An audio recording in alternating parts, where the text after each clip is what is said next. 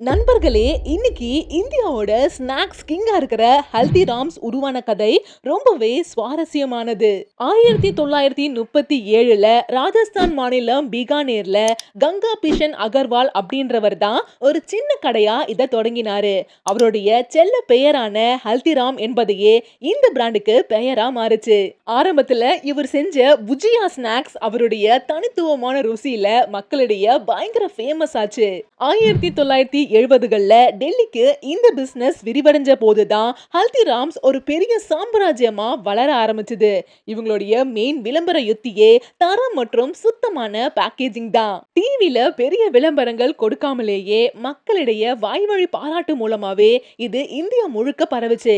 எங்க போனாலும் வீட்டு ருசி அப்படின்ற நம்பிக்கைய மக்களிடம் விதைச்சதுதான் இவங்களுடைய வெற்றிக்கு முக்கிய காரணம். இன்னைக்கு 80க்கும் மேற்பட்ட நாடுகளுக்கு ஏற்றுமதி செய்யப்படுற ஹல்திராம்ஸ் ஒரு சாதாரண தெருவோர கடை எப்படி உயர்தர வாய்ந்த பிரம்மாண்டமா மாற முடியும் அப்படின்றதுக்கு ஒரு சிறந்த உதாரணம்.